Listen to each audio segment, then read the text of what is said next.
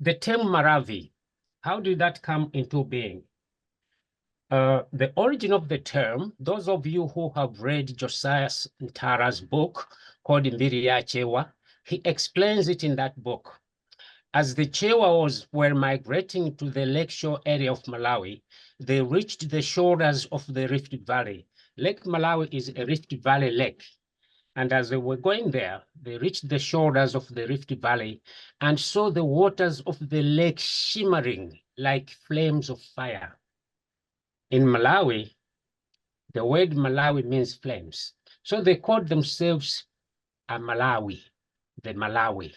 In fact, the southern Lake Malawi area is actually the real Malawi. Until a relatively recent past, that's what people meant when they referred to Malawi. They meant the southern Lake Malawi area. The Portuguese in the 16th century were unable to pronounce Malawi as Malawi, calling it Maravi. And that term has stuck in scholarly circles. And so the tendency is for us to use the term Chewa and Marawi interchangeably. And that's what's going to happen this afternoon. At least my time in New York is afternoon. Now, how about Mankhamba? Mankhamba was the capital of the Maravi. That's where the Maravi king, whose title was Karonga, established his headquarters. It's near the lakeshore area. In fact, you might say it's a lakeshore locality. It was a town in the 17th, 16th, 17th century. How do we know that?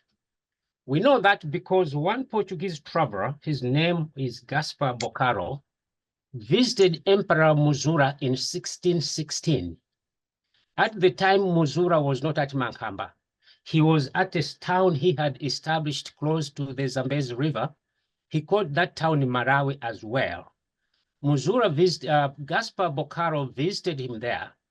And Gaspar Bocaro reported that to get to Muzura, he passed through small towns, small villages rather, but when he got to Muzura's place, he called it a town. So we know it was large. After all, this was a trading place. So it was large, but still smaller than Mankhamba. So using that knowledge, we can infer and conclude that Mankhamba was a town. But why did Bocaro visit Muzura? Bocaro visited Muzura because Muzura was the prominent figure at both Malawi and Mankhamba. He was definitely the most interesting and significant Maravi king of the 17th century. And so I'll be discussing that in some detail. To make sure that we are all on the same page, this is the position of Malawi. Malawi is a long, narrow country, 45,000 square miles. About 1/5 of that is a lake, Lake Malawi, which is 360 miles long. It is landlocked. In the north is Tanzania, in the west is Zambia, and all of southern Malawi and a little bit of the central Malawi is surrounded by Mozambique. There is an interesting story as to why Mozambique was a Portuguese colony. There is an interesting story as to why the Portuguese did not colonize southern Malawi, but that's not our subject today, so I shall skip it. Malawi has various groups of people of different ethnicities, but the largest of them are the Chewa, and the Chewa occupy much of the central region, a little bit of the southern region. They comprise a little over 1/3 of Malawi's population, which currently is estimated at a little over 20 million. Okay, then the next group in terms of population, the top 4 are the Lomwe, the Yawo, and the Tumbuka. But today, much of this will be on the Chewa. Okay. What are the sources of the evidence for what I have written about the Chewa? We have oral traditions, and several researchers have collected oral traditions in Malawi. They have collected oral traditions in Malawi. The most prominent one was Somero Ntara. He was the first, actually. And everyone who has come after Samuel Ntara has used his information. Three students did their research on the Chewa: Harry Langworth, Kings Peary, and William McFarren, did research on the Chewa and wrote their doctoral dissertations. But other researchers have been Matthew Shofliers and W.H. Rangere. Matthew Shofliers was a professor at the University of Malawi. W.H. Rangere was a colonial administrator in the colonial government. Then we have also evidence from the writings of the early Portuguese, 16th and 17th century explorers, traders, missionaries, and settlers. For the purposes of this presentation, we have the works of Manuel Barreto, Gaspar Bocaro, who, as I mentioned earlier, at one time he was a guest of Muzura, and Luis Mariano. And of course, there is the archaeological evidence. Then there are, of course, other writers who, while researching other ethnic groups in Malawi, have talked a lot about the Chewa, like Professor Edward Alpers. He has written on the Yao, and in the book he published, he also talked a lot about the Chewa, and I've used his work quite significantly in some of the papers I've written about the Chewa. And so these are the sources that are commonly used if you are going to say anything about the Chewa in their ancient times. Okay, now, the Chewa, as you all know, or you might know, much of Southern Africa is occupied by people who speak languages that are interrelated. You see this in Southern Africa, you see this in Eastern Africa. These are called Bantu languages, and there are many. That's why if you come from Zambia or Malawi or even DRC, the Democratic Republic of Congo, I've met people from there, when they speak, you can sometimes follow the conversation because they are speaking a Bantu language. Let me briefly state that the Bantu as we know them, at least from the archaeological and linguistic evidence, it has been reliably recorded that they originated in this area labeled 1. That area is Eastern Nigeria, Western Cameroon. And this goes back to over 4,000 BC, a long time ago. At some point in their history, they began to fan out, to spread out. And I hope I can do justice to this slide. I should, because I drew this. And so they began to fan out. One group went eastwards. It's called the Eastern Stream. I didn't call it the Eastern Stream, others did. And another group went directly southwards, following the Atlantic Ocean. That is called the Western Stream. The Eastern Stream reached the Great Lakes region, and after a millennia or so began to spread out. In this Great Lakes region, they found people who were raising animals as well as smelting iron. And these people learned those activities, and they began to find out from that area. One group went along the Indian Ocean, and it introduced a type of pottery which is called kwale.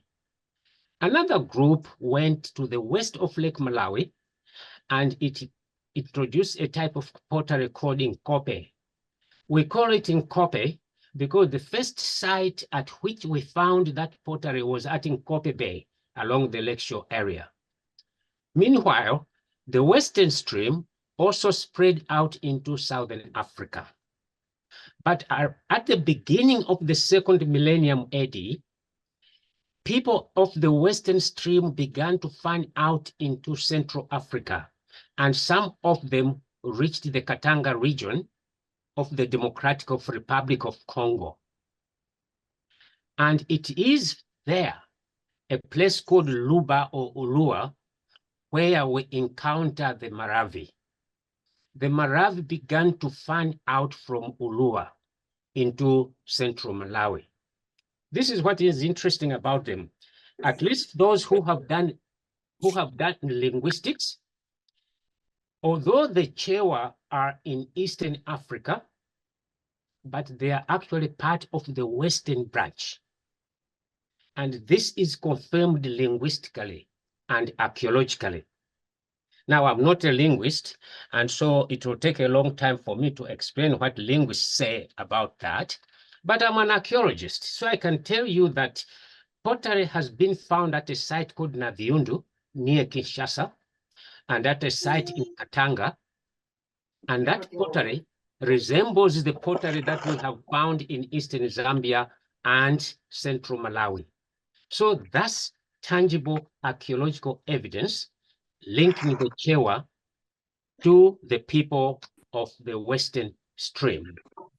We also have ethnographic evidence that links the people of the Chewa to the Luba area, and one of those are the masks they use in their Nyao dances. So we now know archaeologically, linguistically, and ethnographically where they came from. Now, let's look at the oral traditions, what the oral traditions say. Those who have studied oral traditions in greater detail say that the Maravi began to spread out of Luba or the DRC area in two streams, two groups. The earliest of these are referred in the literature as the Pre-Maravi, and they were of the Banda clan, a clan of the Chewa.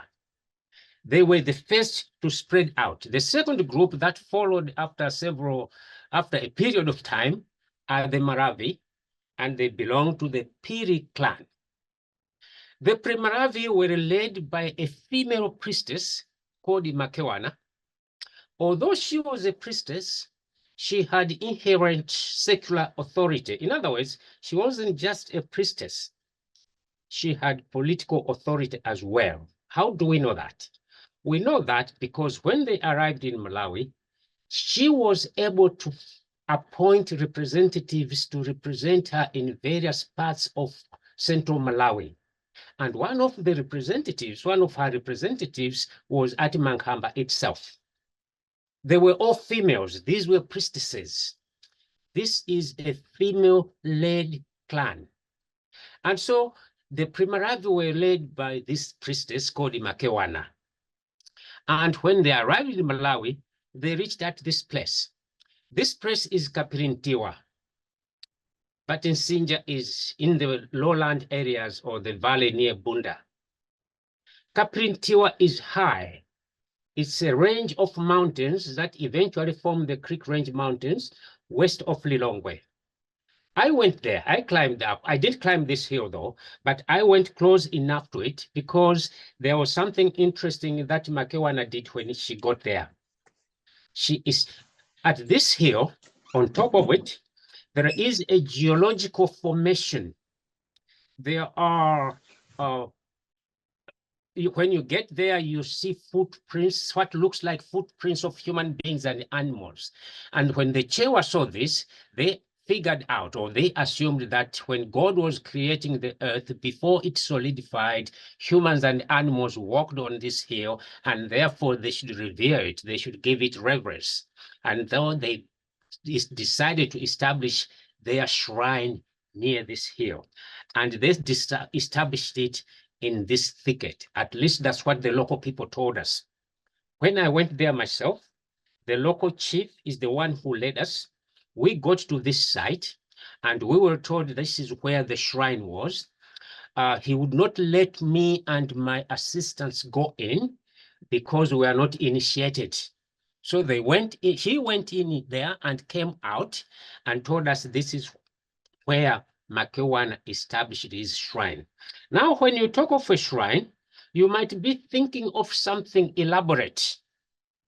In 2014, by then I had read the story of how the Maravi had fought the Akafula. When the Pre-Maravi had arrived in central Malawi, the land contained people. And one group of people were a short-statured people called Akafula or Abatwa, pygmy type. And so the story, according to oral traditions, says that the Maravi fought them. And as the Akafula ran away, the story says they ran southwards and crossed the Zambezi. You can see that story is trying to explain why short-statured people like the Kang are found south of the Zambezi. but it's a story anyway that's interesting to tell. As they ran away, they dropped a drum, and the Maravi picked it. To their credit, they have kept it up to now. And so I was interested in going there to see the drum. I had never been there before, so I had to find my way. And I remember asking a woman where I was going, and she said, do you want to go to the kachisi? Do you want to go to the shrine? And I said, yes. And she gave me the direction and told me where to find the person who takes charge of the shrine. He is called Sangoma. So I went there, and they would not let me go into this shrine. The Sangoma, the man who is in charge of this shrine, is the one on the left. Brangere did write significantly about this drum. It is a small drum. The Akafula, it is claimed they dropped it. The Chewa used to beat this drum when somebody important had died. That is according to oral traditions. And so the significant thing about the shrine, I concluded, is not the structure of the building, but its use, okay? Its use. Okay, now let's look at the Maravi. The Maravi themselves, as I said earlier, the pre-Maravi were the first to leave Luba. They were followed by the Maravi a century or so later, and they were led by a king whose title was Karonga. He too went to Kaprintiwa. It is not clear, according to oral traditions, why he got there, because you normally would not go to a place which is already occupied by other people. And the explanation is that he went there because these people, according to Matthew Chauffliers, were expansionists, invaders. They were led by a Karonga, not a priest nor a priestess, but a Karonga who was interested in acquiring land. And so, according to Chauffliers, the Maravi were expansionist invaders, and so they arrived at Kaprintiwa. If you are going to arrive at that place and you have the Primarav there, you can either coexist with them peacefully, or it can result in conflict. And conflict did occur. It was initiated by Karonga himself, who wanted to end Makewana's authority. And he knew that all he had to do was destroy the shrine on Kaprintiwa Hill, and that would be the end of it.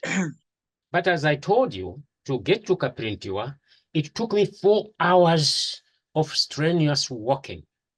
By the time Karonga's soldiers got there, according to Chauffliers, they were so tired, there is no way they could prevail against Makewana. In short, Karonga was denied victory. He didn't win.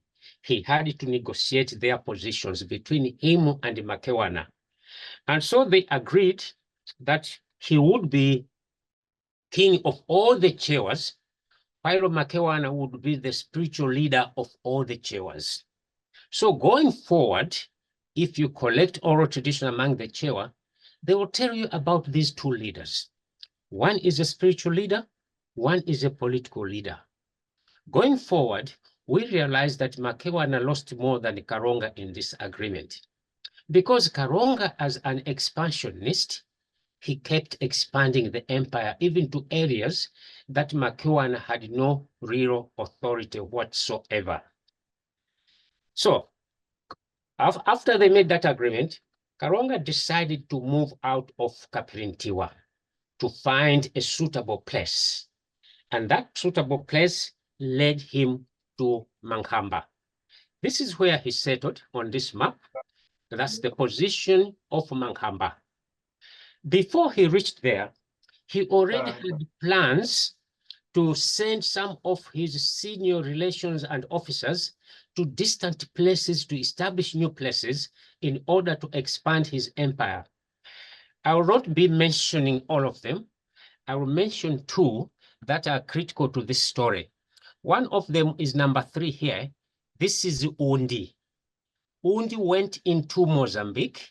He's now in eastern Zambia, but he went into Mozambique and established a settlement there.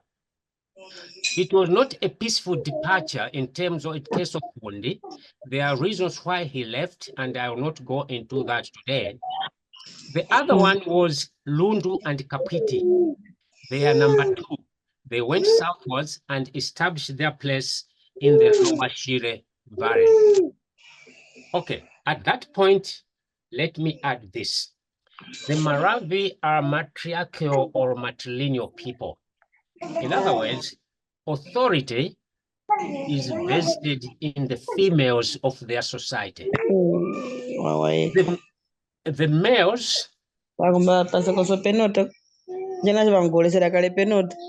the host please tell Excuse me, the Yusuf, other people's Yusuf, microphones, please? Yusuf. I think the host can do that. I ask everyone to close the microphone so that Yusuf can speak clearly. Thank you very much. Thank you. Sorry, Yusuf. The Maravi, like the Yao or the Lomwe, they are a matrilineal people, which means the authority is vested in the female lines. Those are the critical areas. I am Yao myself, so I am a matrilineal. I come from a matrilineal person, a matrilineal group of people. I remember a few years ago, I wanted a piece of land. I could have gone to my uncle. My uncle and my mother come from the village's line. So they are important people in the village. I could have gone to my uncle to ask for land, but I went to my aunt, my mother's sister. I said, I want to grow corn in this village because I was living in the city. I want a piece of land to grow corn. She simply said, she just rose up and said, come with me. And we walked some distance and said, you start from here, you go as far as you want.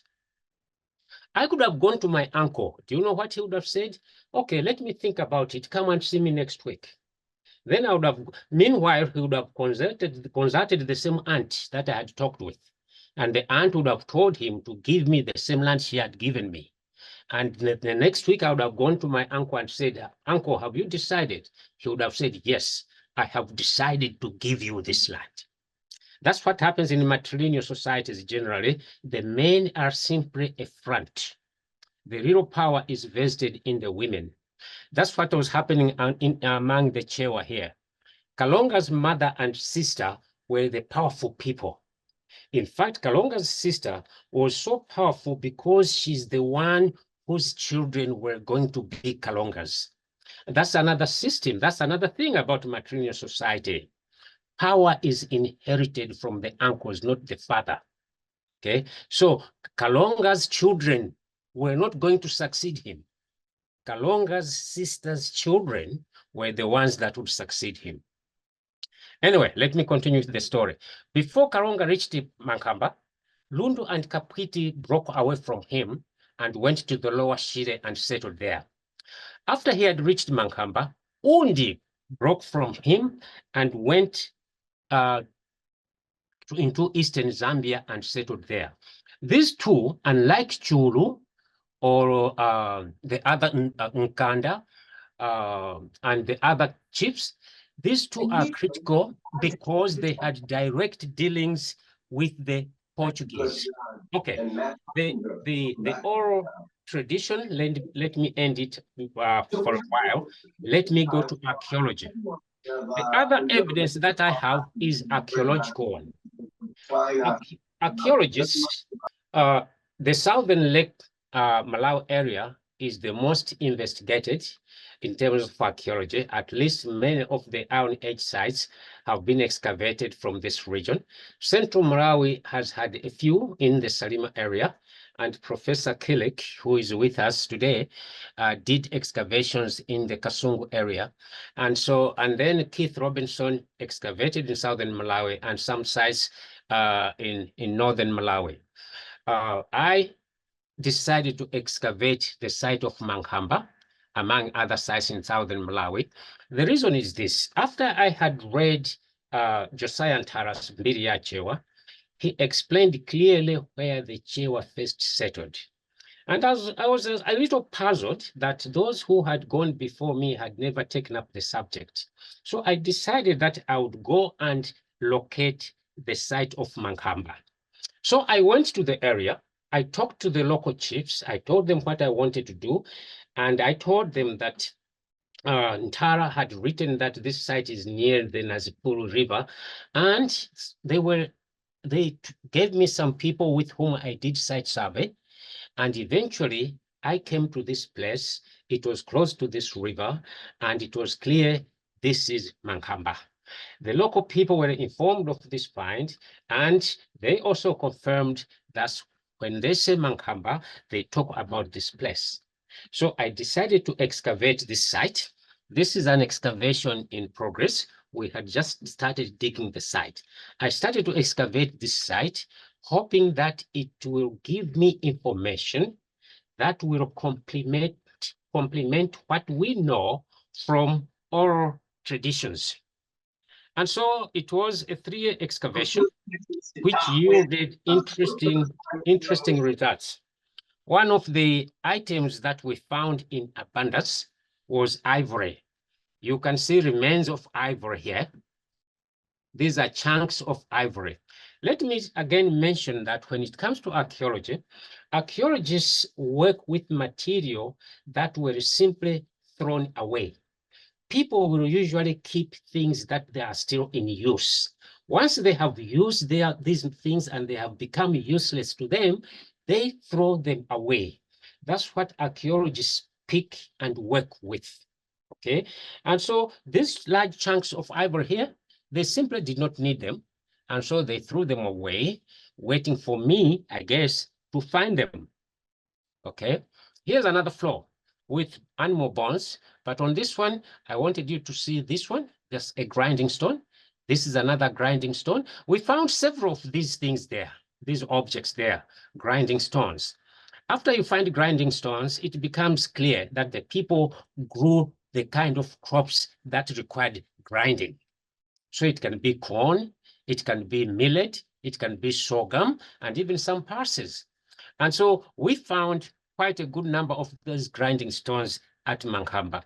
When it comes to other materials, for instance, I did find this dagger.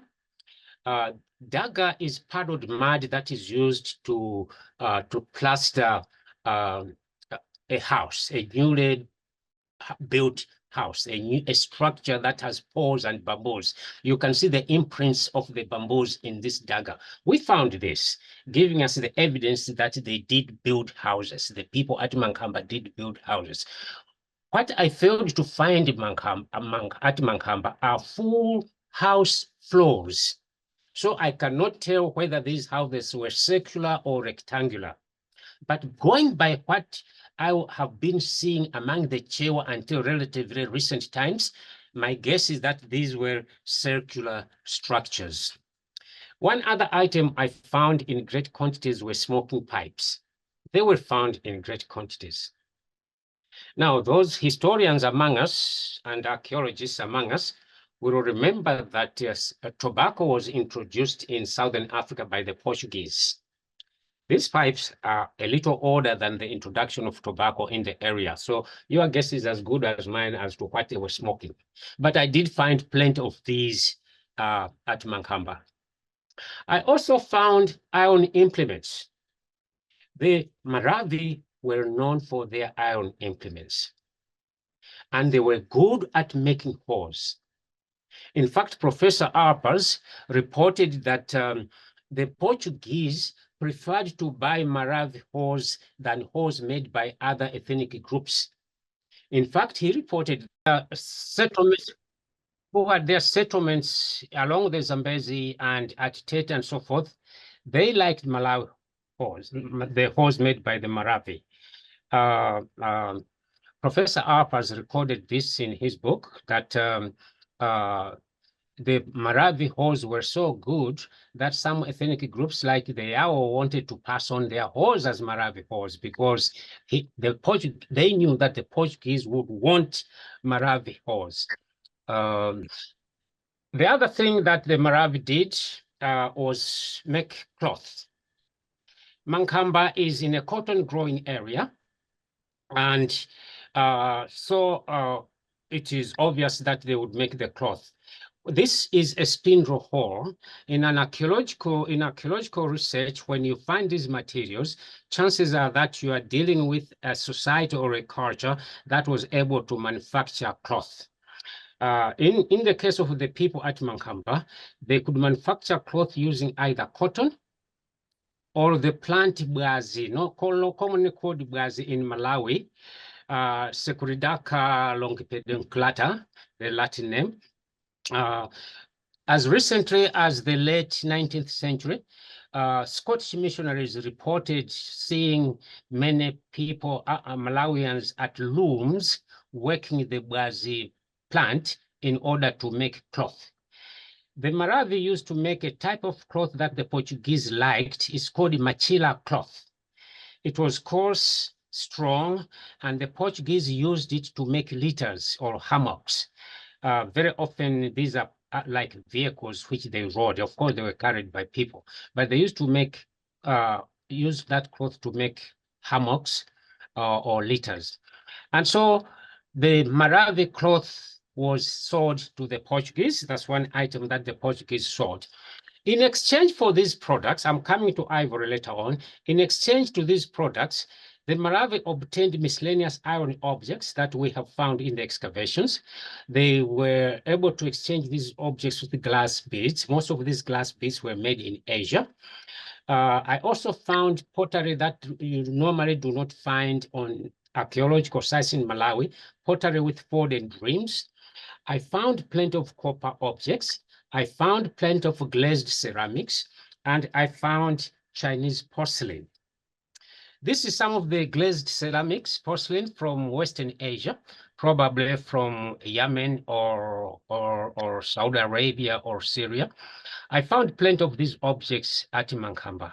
The people at Mankhamba might have acquired these objects through either middlemen or people who came to them from the Indian Ocean coast, or the people themselves at Mankhamba went to the Indian Ocean coast or Tete and exchanged these materials with the things with these things from foreign lands. I also found Chinese porcelain. Now, Chinese porcelain is not commonly found in Malawi. In fact, until I excavated this material, there was only one recorded piece in all the excavations that had been done in Malawi until I did the Mankhamba excavations. When I first published this material, one of the reviewers advised me to send pictures of these to a professor at the Chicago Field Museum, who was a specialist in Chinese ethnology. He wrote and said these materials, the furnaces that were used to produce these particular items were commissioned in China in 1540 AD and decommissioned in 1600. So these materials were made during that 60-year window. And that helped me date the Mankhamba site. You cannot be more accurate and more specific than that in terms of archaeological dating. And so the fact that these materials came to Mankhamba is interesting because a colleague, Chirikure, who from Zimbabwe, has also written on these materials, and he has said that these materials must have been given to the local people for free because they were essentially of no use to the people of Mankhamba. Most of these were flat plates, and Malawians eat their food from deep plates until very recent times. But at this time, they would have used bamboo-made containers from which to eat. These were really no use, and probably they were used for decorative purposes or given to them as tokens of appreciation. Still, for me as an archaeologist, their presence is important because it gives me concrete evidence that they were trading these materials with foreign lands or people who had come from foreign countries. Then there's the question of copper. Malawi does not have copper in commercially exploitable quantities. But we found a lot of copper at Mankhamba. We found necklaces. These were probably imported ready-made, these two on the left. The others may have been fashioned at Mankhamba itself. But the important point is that these materials are found in abundance at Mankhamba, including these rings, including the bangle there. I found large amounts of copper wire at Mankhamba. I mean, just in large amounts, unexplainable large amounts. I also found copper needles at Mankhamba, as well as copper fish hooks. Mankhamba, I told you, is along the lake shore, and so fishing was a major activity at the site. The rivers around Mankhamba contained fish, and they probably still do. They contained fish when I excavated there. And so finding hooks was not a surprise. I also found this container. This was a surprise. I was not expecting to find, I was already lucky finding these materials, but to find a container fragment was really interesting. And so I found this fragment of a copper ball at Mankhamba. These were not found at Mankhamba, these copper ingots. They were found by someone not very far from the area of my research. Somebody was digging a stump, a tree stump, and under it found these materials. I think there were 7 or 8 of them. One of them is in the museums of Malawi. These were important trade items, expensive stuff. They have yet to be studied as to the origin, and Professor Kellick we'll be studying this in due course, and we will have plenty of information as to their origin. Some of the miscellaneous objects that I found there at Mankhamba were these objects. I can't explain what they are, but one colleague of mine said this looks like, the one on the left looks like a trigger mechanism for a gun. If she is correct, then it's probably of relatively recent times. She compared this to some Victorian earrings. I don't think it is, but at least that's what she said. Important thing is that this is clear evidence of trade between the people of Mankhamba and those from other areas. Now, let's come to ivory, because this seminar is about ivory. I warned you earlier on that I'm an archaeologist and I work in small pieces. And so these 2 pieces are not mine.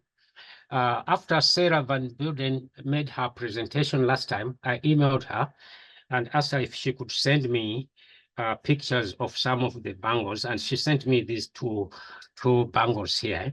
You can see they are clean and white, obviously freshly made for immediate sale to whoever would want them. That's not what I have at Mankhamba. What I have at Mankhamba might disappoint you. That's my first ivory fragment. Looks like nothing, and it is really nothing except that it is an ivory fragment. The point is, I found over 4,000 of these materials. And when I first published an article on this, one reviewer of my article commented that perhaps the bangles that I found had been hoarded by someone. Someone had hid them there only for me to find them. Of course, that was not the case. They were just surprised that I had found so many in one place. I also found that object. That's a piece of ivory object. No idea what it was intended to be. But I was just happy that ivory can be found. Before this time, just like with the Chinese porcelain, only one ivory object had been found in all the excavations that had been done in Malawi. So this was not just interesting, but pretty exciting stuff. This object, probably the largest thing I found at Mankhamba, I concluded that someone must have measured this and decided to cut bangles from it, and something went wrong. And so the task was not completed. But this is just about the largest piece of ivory, worked ivory, not ivory. I have larger chunks of unworked ivory, but those are chunks like the one you saw earlier in the excavation. But in terms of worked ivory, this was it. Someone was making something interesting out of it. I had no idea. I have no idea up to now what this was intended to be. It's probably a fragment of some useful object. Then we had the bangles. You saw Sarah's bangles. They are white, neat, and clean. These are not. In fact, originally they were just as white and neat and clean as Sarah's bangles. The darker they are, I think the more they were used before they were discarded. So this is a thin one. It has not broken off from anywhere. It was intended to be this thin, but there were wider ones like this one. The most common decoration on these bangles was making incisions. Very often it was 3 incisions on them. They were polished actually. I did find many unpolished bangles. Okay, and I concluded that those were broke off before they were completed, so there was no need to polish them. But these ones that are decorated, they are polished and really very smooth to the touch. Okay, very smooth to the touch. Here's one which had 2 incisions and a patterned decoration in between. These were also, this also must have been worn for a long time before it broke off and discarded by the owner. This one is pretty wide.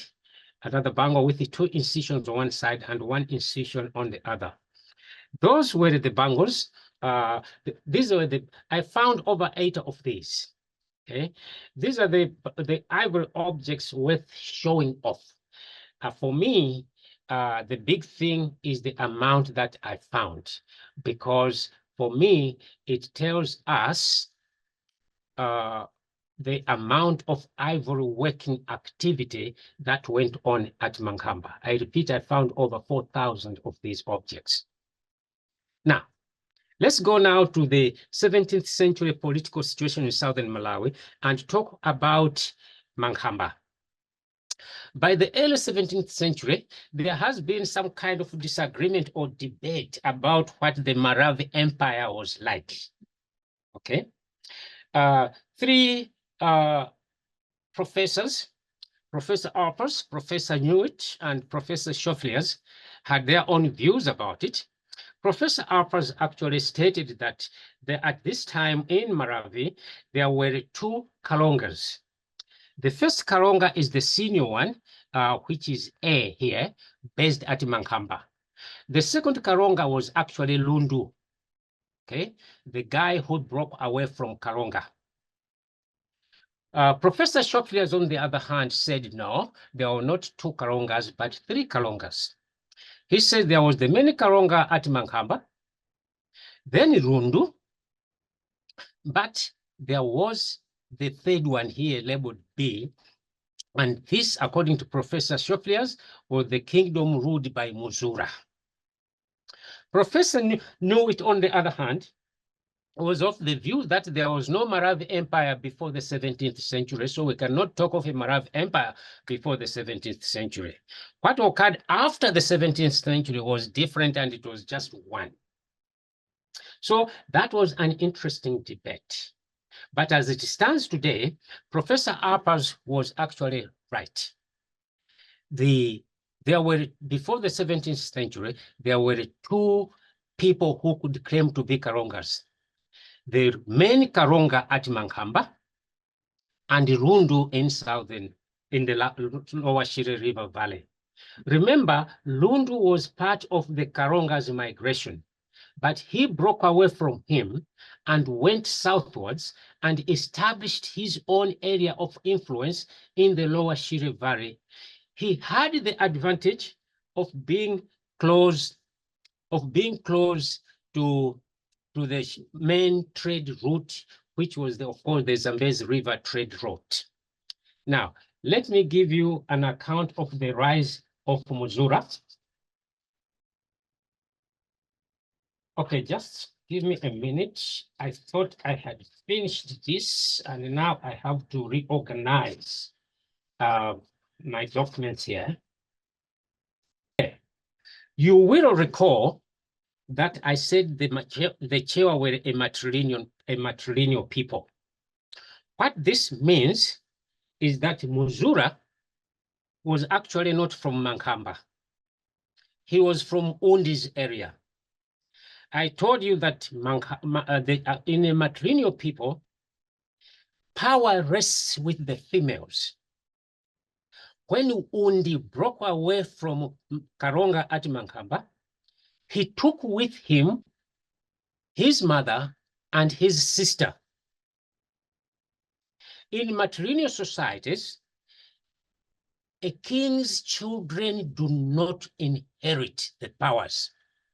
It is the king's sister's children who inherit power, not his children, but the children of his sister. And so Muzura was a member of Undi's family at Mano. When Muzura went out, when Undi went away with Karonga's sister, what that meant was that future Karongas at Mankhamba would be appointed by Muzura because they had to be children of Karonga's sister. So after Undi left Mankhamba, the Karongas actually were selected by Muzura at Mano and sent to Mankhamba to become Karongas. Now, Muzura was born at Mano, and Mano, Undi's headquarters, is not very far from the Zambezi Valley. And that means that Muzura was well acquainted with the workings of the Portuguese.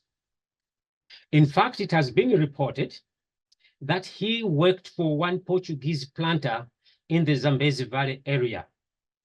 It has also been recorded, the Portuguese recorded it, that he was an excellent hunter. He was a big game hunter, which means he might have had access or owned a gun. So he was a trader. Whenever he found ivory, he traded it. But he did not forget Undi, because the Chewa tradition is that when you shoot an elephant, the ground tusk, that is the tusk that touches the ground, goes to the king. And you, the hunter, keeps one. If you're a prolific hunter, it is easy to accumulate ivory and make money, which is what Muzura did. So ivory made Muzura very wealthy. Probably it was planned. Probably he figured out that if he became wealthy, he stood a good chance of being selected to become Karonga at Mankhamba, because we cannot assume that he was the only candidate to be Karonga at Mankhamba. So if I were Undi, I would actually select someone with means, and Muzura clearly had the means, and Karonga selected him ruler at Mankhamba. Now, when he got to Mankhamba, Muzura was quick to notice that Mankhamba was actually disadvantaged in international trade.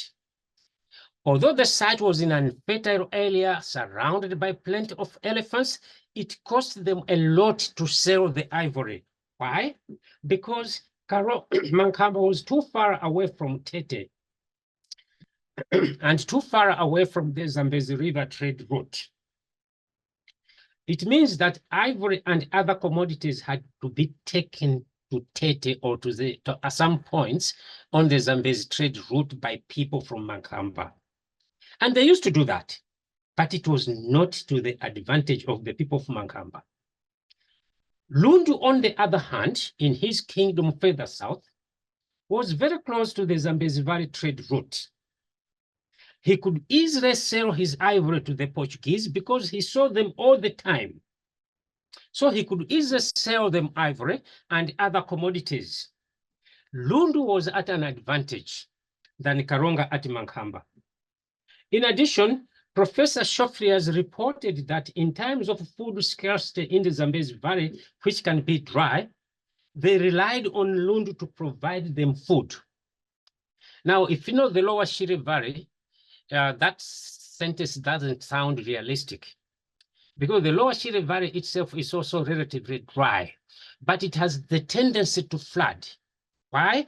Because the water that creates moisture in the Shire Valley comes from the rain that falls on the shoulders of the Rift Valley.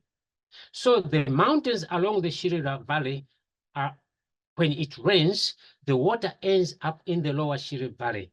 And before Malawians destroyed the vegetation in that area, this area had permanent moisture 365 all year round. And therefore, the Portuguese could rely on the Chewa in this area to produce and sell them food when the weather was not favorable in the Zambezi Valley. The result of that is that Lundu was wealthier than Muzura. As later events suggest, not only did Muzura envy this, but he resolved to fight Lundu over this. So the first time we hear of Muzura actually was in the year 1608. That's the date we first hear of Muzura. This is the year that the Portuguese sought his help to supply them with soldiers in their war against the rivals of Mwenemutapa Rusere in Zimbabwe. Now, if they were seeking help from him in 1608, it means Muzura was already a king. He had become king before that area. And they had concluded that Muzura was likely to give them this assistance than Rundu, because the Portuguese themselves were nearer Rundu than Muzura, one. Two, so the soldiers would travel faster from Lundu's area to Zimbabwe than Muzura's soldiers. But they still went to Muzura. And Muzura provided them with over 4,000 soldiers to help the Portuguese fight against the rivals of Mwenemutapa Rusere. Then I already mentioned earlier that in 1616, Muzura was visited by Gaspar Bocaro.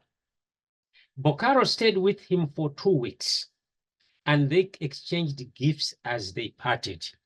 Again, Bocaro could have gone to Rundu, but he knew where real power rested. He went to Muzura. This relationship between Muzura and the Portuguese became so strong that in 1622, Muzura decided to fight Lundu, and Muzura, defeated Lundu, but it was with the help of the Portuguese. Remember, these activities are not happening at Mankhamba, they are happening at Maravi, the second center that I mentioned earlier, which Muzura established in order to be closer to the Zambezi Valley trade route. So in 1622, Lundu was defeated by Muzura and changed the power dynamics of the Maravi Empire, because now Muzura took over the land that was Lundu's and consolidated authority into one state, which the Portuguese referred to as the Empire of the Maravi. In 1629, Muzura went into an alliance with the Mwenemutapa Kaparize of Zimbabwe to fight the Portuguese in order to end their presence in southern Zambezia. Again, it tells you that Muzura and the Mwenemutapas were in constant communication, so much so that they could form an alliance to fight what they considered to be one common enemy. They decided to attack Port Quilimane, but the attack was not successful. It was not successful, and they retreated. Mwenemutapa went back to Zimbabwe, Muzura went back to Maravi, and eventually to Mankhamba. So in between 1622 rather, and 1635, actually, let me rephrase that. Between 1629 and 1635, after he failed to conquer Quilimane, Muzura returned to his two towns of Marawi and Mankhamba. The last time we hear about Muzura is in 1635. It appears that until 1635, he was still the dominant figure in the Maravi state. In fact, one Portuguese said, he is so powerful, he wants to be called an emperor like the Mwenemutapa. Other Portuguese referred to him as the emperor of the Maravi. In 1635, the Portuguese recorded that Muzura was so powerful and so cunning. In fact, Professor Arpers commented that at this time, Muzura was more powerful than the Mwenemutapa in Zimbabwe. So what are we talking about here? We're talking about a king who had succeeded in defeating his arch enemy, not a real enemy, because this was like something that he took advantage of in order to deprive Rundu of the wealth he was gaining. And so he defeated him and became the overall king. In fact, at that point, the Portuguese used to refer to Muzura as the #1 person in the state and Rundu as the #2 person in the state. They recognized his power. Muzura was so successful that the Maravi Empire was set on firm ground. It remained at peace until the end of the 17th century. For the rest of the century, it remained at peace. Let me show you, that's the last slide I have. Let me show you that slide. That slide shows the Maravi Empire that Muzura ruled. You can see that it extends from central Malawi to the junction or confluence of the Shire River and the Zambezi River. That's where his direct authority was felt. But his influence went all the way to the Indian Ocean sea coast. What was central to this success? Because remember, in Malawi, there was no gold, there was no silver, there was no copper in commercially exploitable quantities. Just about the #1 item Muzura had was ivory. And so this was an ivory-based empire. I've argued elsewhere that initially the Maravi state, before it became an empire, was established on the basis of land allocation. When Karonga settled at Mankhamba, one of the first things he did was to send his prominent Indunas and people to distant places to stake out the land, so that the land between him and them is part of his state. And that's what he ruled. But enter the late 16th century into 17th century, ivory has become prominent. The Portuguese trading activities are active. One can conclude that the Maravi Empire grew because of the trade in ivory. Ivory created the Maravi Empire. Eventually, we could go into the decline of the empire. All empires do rise and fall, so the Maravi was no exception. But that's another story which I can explain to interested people at a later time. Thanks, Louise. That's the end.